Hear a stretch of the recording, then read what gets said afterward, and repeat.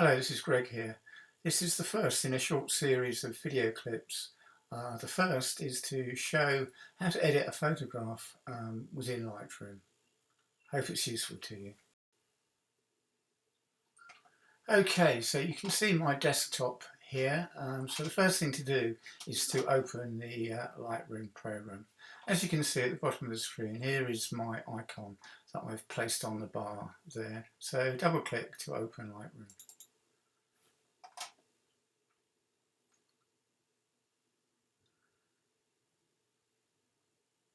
And luckily it hasn't taken too long to do so. We will see the working screen of Lightroom in a few moments. With any luck, here we are.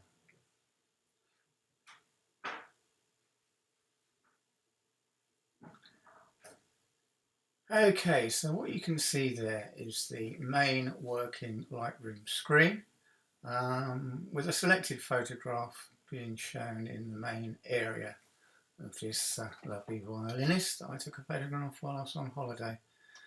So, as you should be able to see, at the bottom of the screen is a whole series of photographs. These are the photographs that have been imported into Lightroom, ready for editing. So I'll just show you how to import a photograph. Fairly simply, we go to File at the top of the screen, and then we go to Import Photos and Video. So click on that, and we shall see it will give us the opportunity to select photographs or a photograph from within the drives contained on this computer, hopefully. Top left you can see that it's telling us import photos and videos. So at present it's reading the computer, the drives on the computer.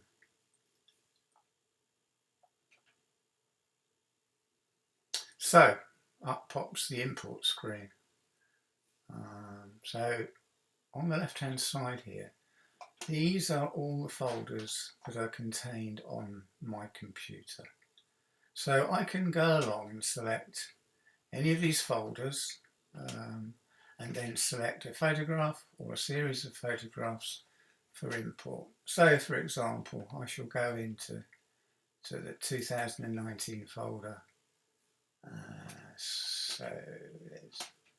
select one of these. I know there are photographs within this folder. Now, as you can see, all the photographs being viewed by Lightroom that are in that folder, when the screen comes up to start with, they're all checked. In other words, we have a little tick in the top left corner. So the first thing we would normally do is to uncheck all. See this button just to the left hand bottom side, uncheck all. Now obviously if we'd wanted to import all of those photographs, we would have missed that stage and just gone ahead and imported everything there, and they would have all been checked, so we'd have got all of the photographs imported. But in this case, what I want to do is to select just, let's say, 3 photographs. So what I do is I think, all right, that one looks interesting, I'll have that one. And then I want another one, so I'll press Command on my Mac keyboard, and then I'll select another one. So I'll have that one. Let's have something down here, something a little bit different there. So as you can see now, we have 3 photographs checked with a tick in the top left hand corner. So they're basically ready for import. Now when I carry out the import, those 3 photographs will be imported. So down here I will click the import key, bottom right hand corner, and they will be imported. So click on that, and it will show the 3 photographs that I'm importing. It will show them in a separate area, so just those three in isolation, showing me that they have been successfully imported into the program. If I go along to the left hand side here, it says previous import. So whenever that previous import is clicked, it will show the last photographs that have been imported basically into the catalogue that I have running in Lightroom. And I can see the 3 photographs that I've imported. If I go up to all photographs, it will show all the photographs contained within the catalogue contained in Lightroom at this moment, and we should see at the end here the 3 photographs that we've just imported there, shown up here in the top left hand. So 1, 2, 3, we've just imported those and it's added them to the other photographs contained within the catalogue that is presently open in Lightroom. So if we go back to previous import, it will isolate those 3 photographs, and these 3 photographs we want to edit within Lightroom. There are lots of things you can do in Lightroom in terms of organising your folders, organising your photographs, renaming, etc. But I won't be looking at that at the moment. What I'm showing here is how you can edit a photograph within Lightroom. So, for example, if we select this one, this photograph, and I double click on it, it will open in the main screen. There we have it. So, we're now viewing that photograph, so we can now edit it. Now, the main editing area within Lightroom is up to the top right. You see a series of menu items, and the one we want is develop. So, in other words, to develop a photograph.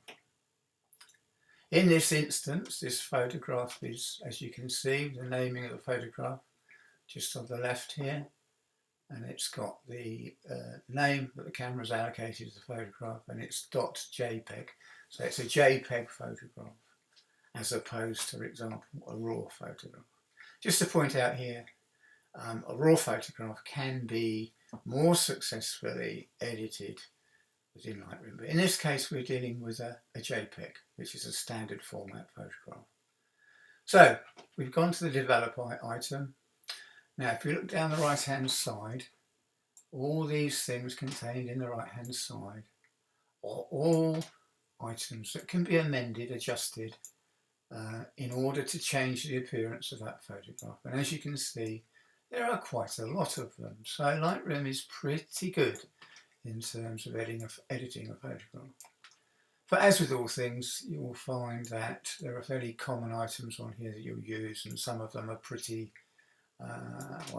things that crop up, but you will less likely to use. But the common ones for editing a photograph are basically at the top of this area. Now, as we can see, the main ones to be used are contained within the area that I'm indicating.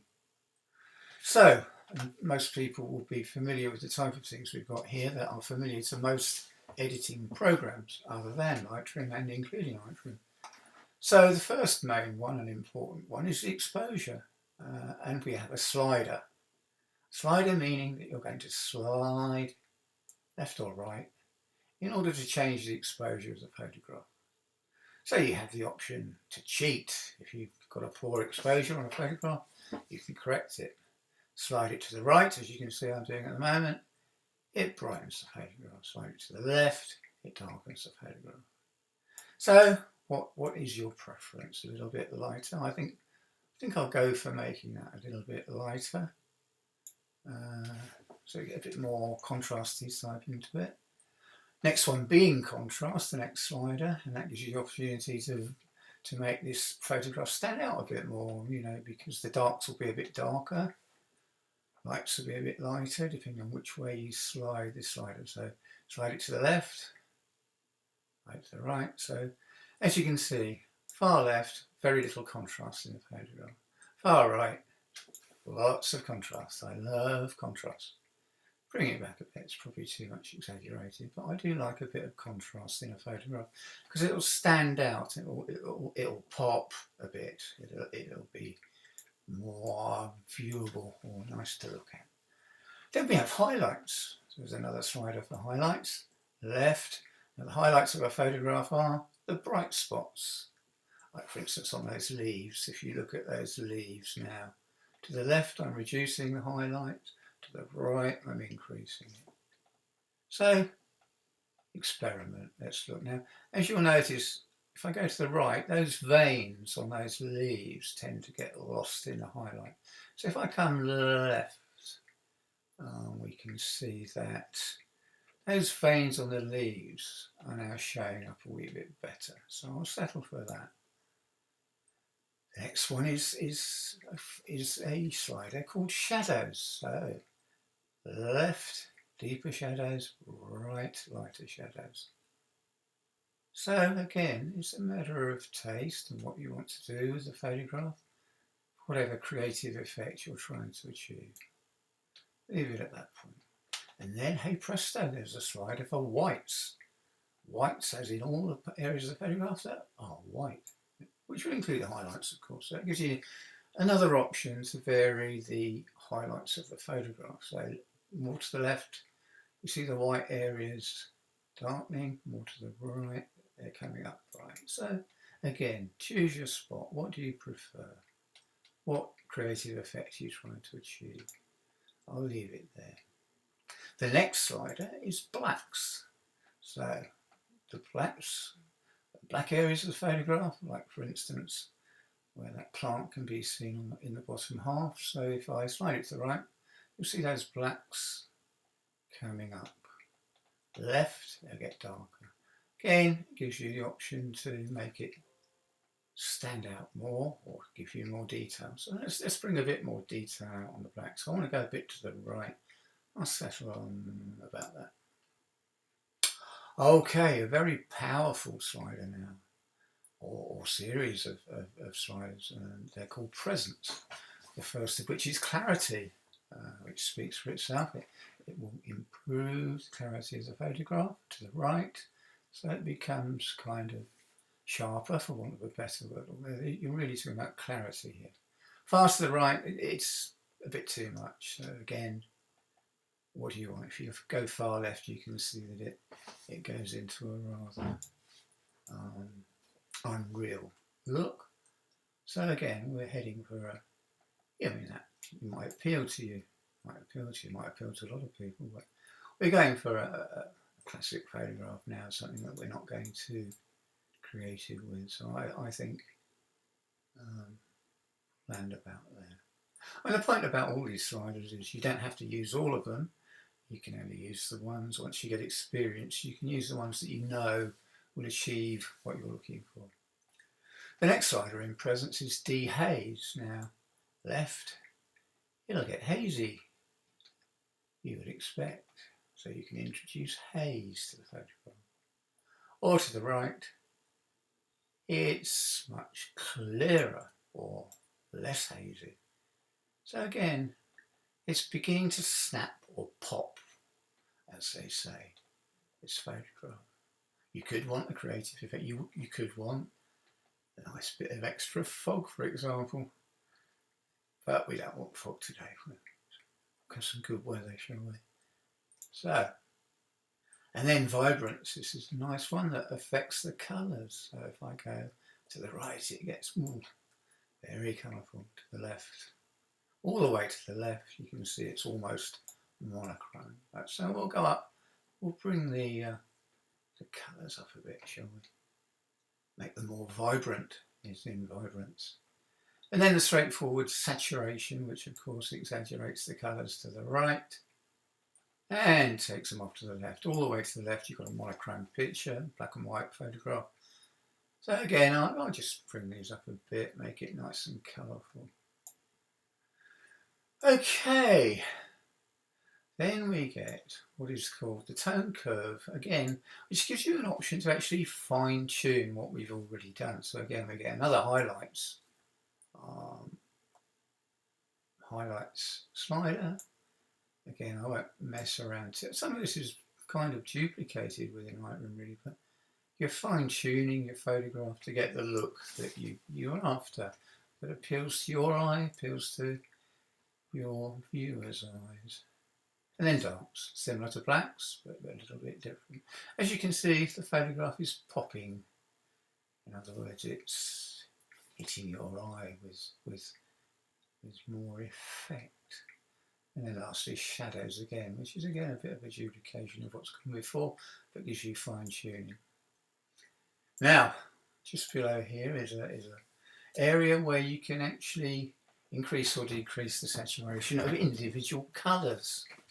For instance, let's take the orange slider, which is going to just amend orange colours in the photograph. Now, so you see those leaves.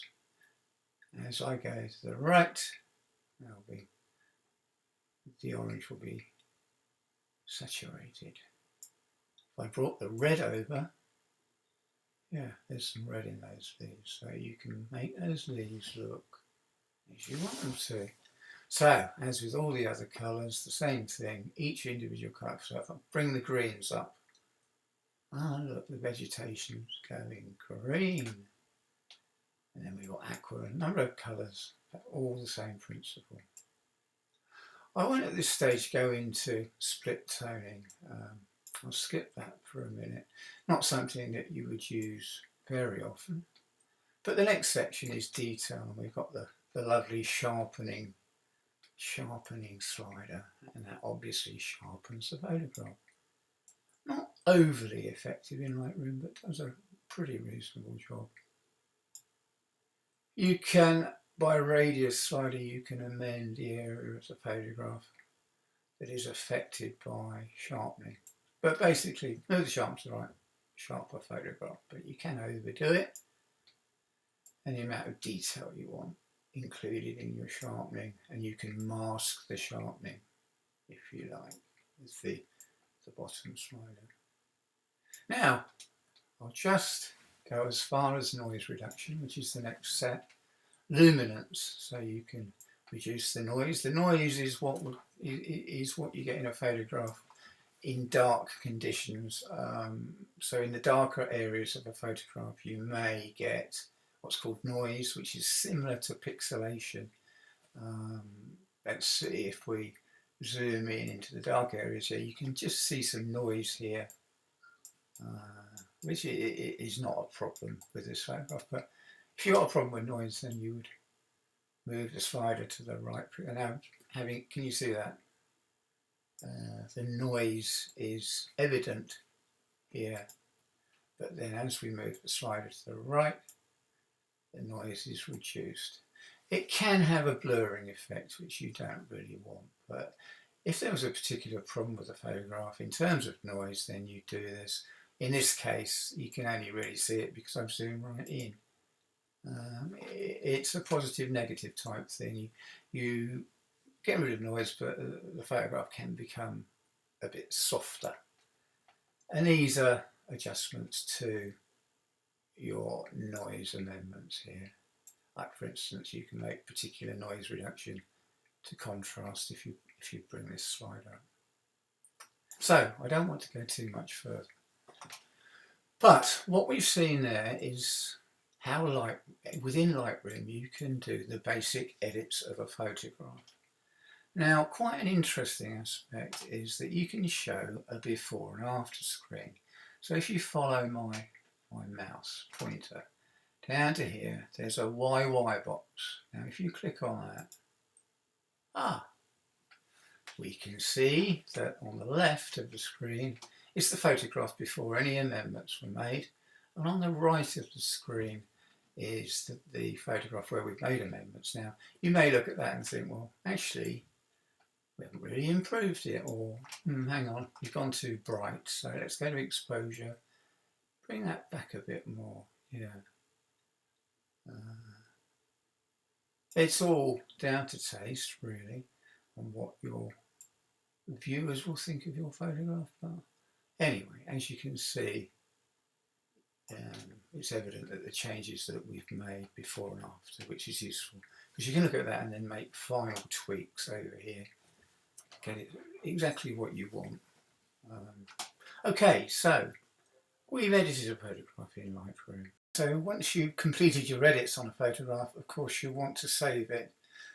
So in order to do that in Lightroom, you'll go up to File, top left hand corner, and then you'd say Export. And under Export there are various options to choose from. One will be custom settings, where you can input a file name. So you can call your file what you like. It's say leaves. Various things that you don't need to bother too much about at this stage. So having named your file, you'll then say done.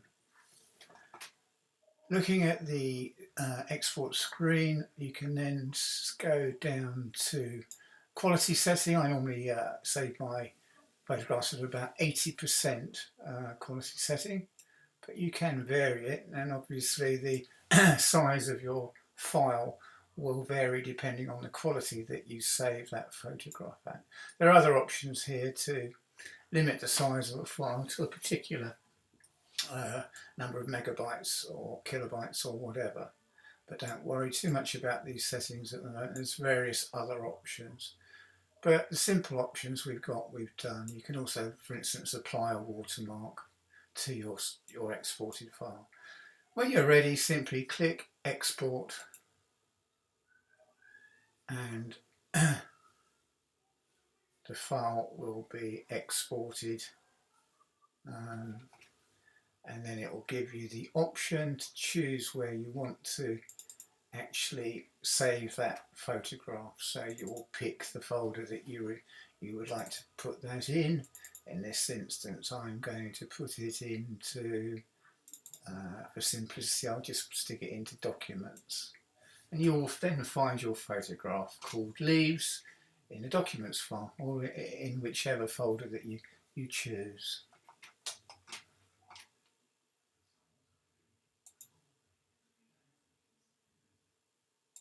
Well, okay, I hope you enjoyed the clip regarding the editing within Lightroom, and I hope it's useful to you. Please give me any feedback. I'm not a perfectionist, so I'll be pleased to hear what you've got to say. Cheers, bye.